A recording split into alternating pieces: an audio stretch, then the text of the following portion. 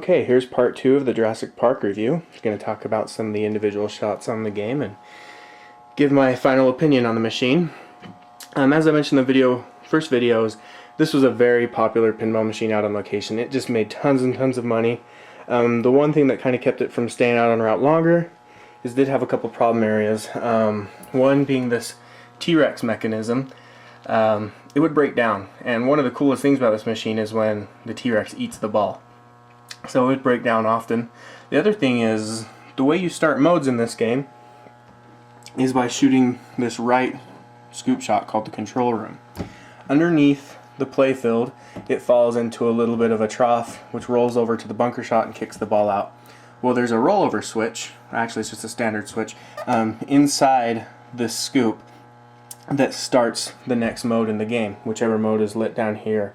Problem is this game shakes and vibrates when the ball falls down into the scoop. It vibrates, and there's a diode on the switch that would break quite often. One of the legs of the diodes would break. So even though you made the shot to the control room, no mode would start. So you could walk up, play the game, and never progress through it.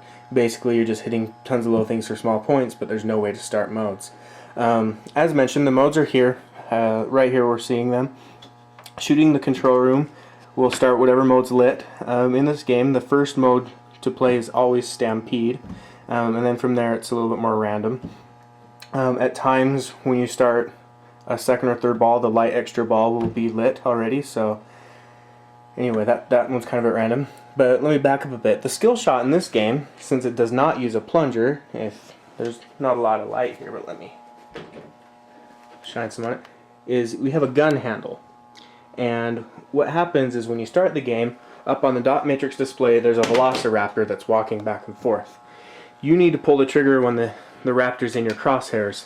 If you do so, it will light the pop bumpers for extra points, and they'll be worth more. If you miss, ball still shoots into the pop bumper area, goes up the shooter lane, across the play field into the pop bumper area. If you miss, they're not worth as many points. On the second or third ball, the raptor does a little bit of a juke before it gets into your crosshairs, so you kind of have to wait on it and be a little more patient on pulling the trigger.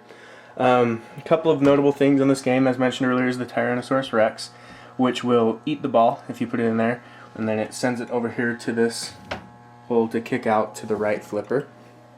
The easiest way to hit the T-Rex shot is by using this upper right flipper.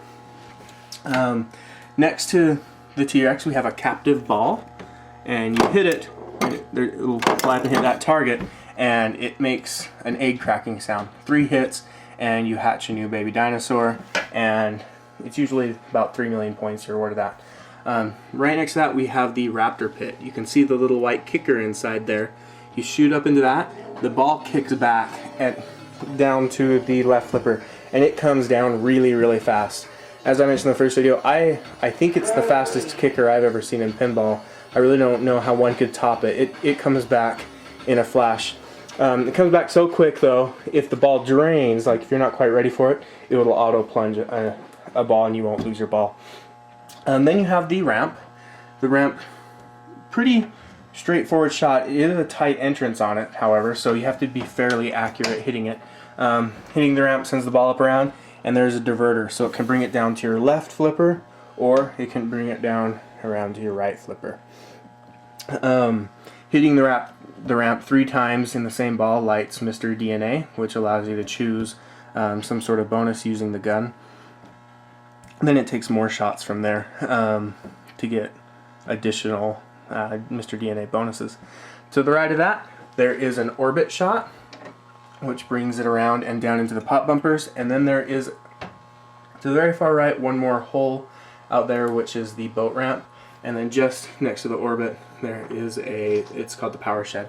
So the purpose of this game, like most, play through all the modes to reach the game's version of the wizard mode. In this one it's called system failure, and so you gotta, like I said, play through all the modes, and then if you guys remember in the movie, when the system's down, Ellie has to go and restart the system.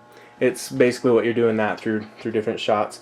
One of the big criticisms on some Data East games is the artwork. Jurassic Park has great art. As you can see the characters from the movie. They're well represented. You've got nice dinosaurs up there. You've got Dr. Malcolm. You've got the fun toys. Pterodactyl over here. Nice big bright T-Rex there, and some raptors. So the art is great, and it's really well done. It's not pixelated or cheap by any means. I can't quite show the side art on this, but it is the movie logo.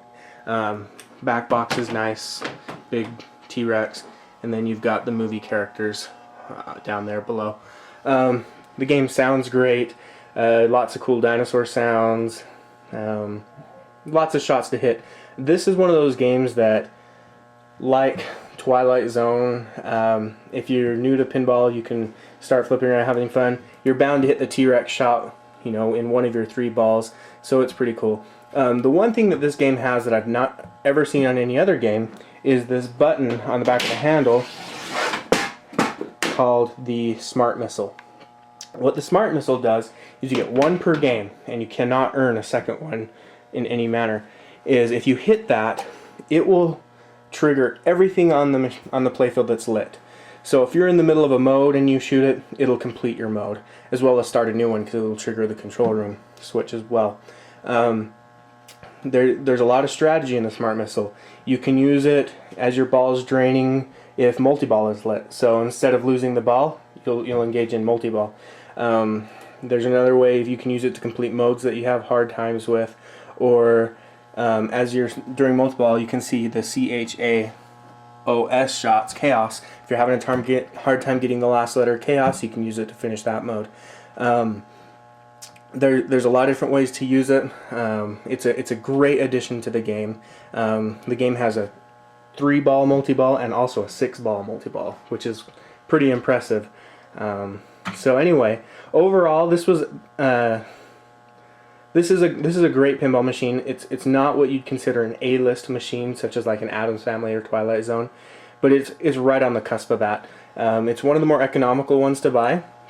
You can usually find it right around $1,200 or $1,300. I got mine for a little bit less, but you can do pretty well shopping around on this game, and it cleans up really easily. It's a playfield that's not too hard to tear down and rebuild, so you don't need to be afraid of that.